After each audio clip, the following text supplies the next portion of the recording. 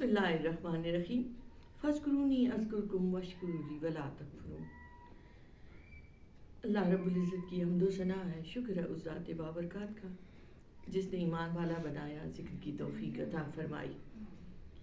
ہم چونکہ رجب کے مہینے سے گزر رہے ہیں، سلطان الہند کی بھی باتیں ہو رہی ہیں، خواجہ غریب نواز رحمۃ اللہ علیہ کے حوالے سے بھی، تو اللہ کے ان ولیوں کی جو خصوصیات ہیں ان میں سے چند ایک پر آج بات کر لیتے ہیں جو مشترک بات پائی جاتی ہے اولیاء اعظام میں۔ ایک ہے ان میں سے نماز۔ اب آپ غور کریں تو نماز کیا ہے؟ اللہ کا ذکر ہے، اللہ کی یاد ہے، اور اللہ رب العزت فرماتے ہیں تم مجھے یاد کرو میں تمہیں یاد کروں گا۔ اسی طرح ساتھ ہی فرمایا واشکری، اور میرا شکر ادا کرو اور کفران نعمت نہ کرو۔ تو اس سے اگلی آیت پر چلے جائیں تو اللہ نے فرمایا اے ایمان والو مجھ سے مدد مانگو صبر اور نماز کے ساتھ۔ تو ذکر بھی نماز، اب یہاں صبر کے ساتھ بھی نماز کا ذکر آتا ہے، اور آپ بیچ میں شکر آ گئی۔ ایک اللہ کی بندگی کا ایک طریقہ یہ ہے کہ اس کا شکر ادا کیا جائے، کفران نعمت نہ کی جائے۔ ایک صبر کا ذکر آیا۔ صبر اور شکر دونوں کا کمال نظر آتا ہے جب انسان اللہ کی بندگی نماز کو حقیقی صورت میں ادا کرتا ہے۔ نماز کو حقیقی صورت میں جب ہم ذکر کی ڈیٹیل میں جاتے ہیں وہ اللہ کہتا ہے کہ مجھے یاد کرو میں تمہیں یاد کروں گا۔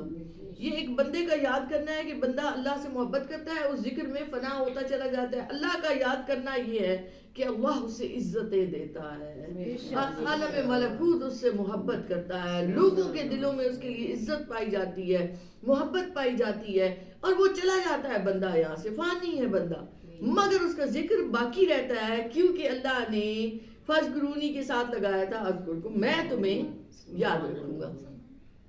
ذکر کی علماء کرام کہتے ہیں تین صورتیں ہیں، ایک یہ کہ زبان سے یاد کرنا، ایک یہ دل سے یاد کرنا، ایک ہے اعمال آپ کے بتائیں۔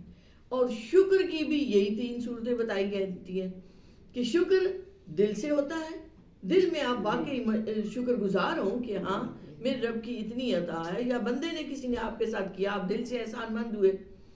زبان سے شکر اس کی حمد و ثنا ہے اللہ کی، اسی طرح زبان سے ہم ایک دوسرے کو تھینک یو کہتے ہیں۔ اعمال سے یہ کہ اس کی اطاعت کی جائے۔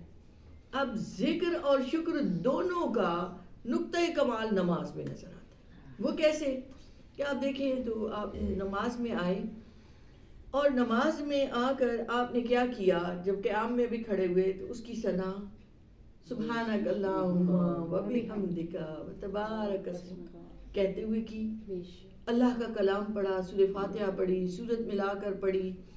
تو یہ کیا ہے؟ اللہ کی حمد و ثنا کس ذریعے سے ہو رہی ہے؟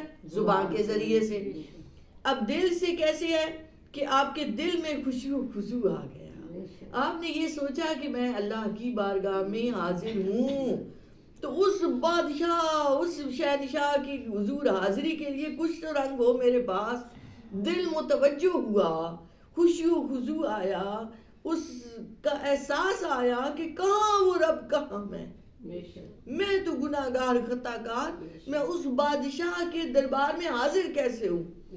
تو جب یہ خیال آتا ہے کہ مجھ جیسا عاجز بندہ اللہ کی بارگاہ میں، تو دل میں خشوع و خضوع آ جاتا ہے۔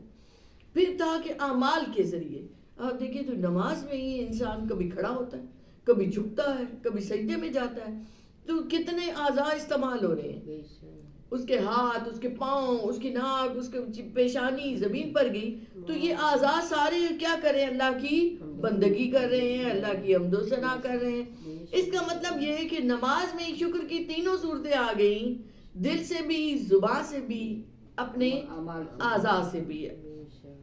اسی طرح ذکر کی بھی صورتیں آئیں اور شکر کی بھی صورتیں آئیں۔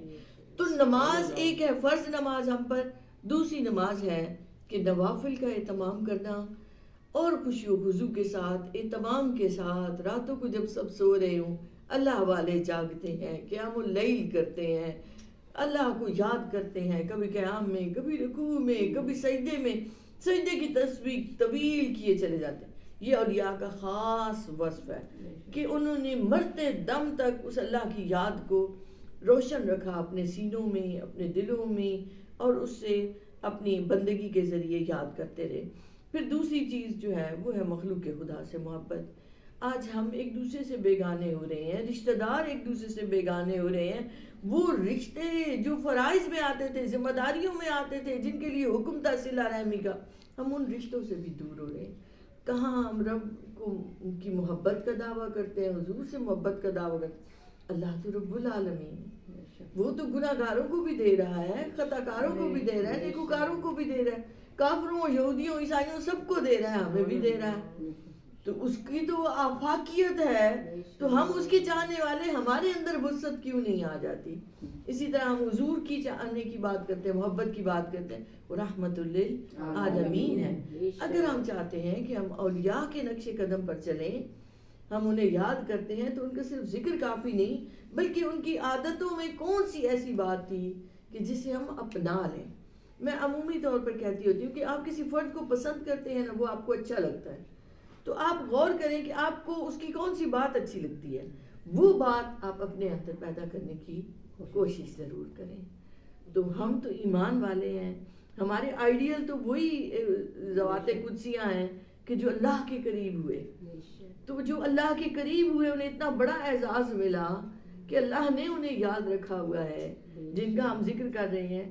تو ہم ان کی عادات و صفات کو ضرور، سیرت کو ضرور پڑھا کریں، سنا کریں، اور پھر ان جیسا بننے کی کوشش ضرور کیا کریں. بہت شکریہ. وما علینا الا البلاغ.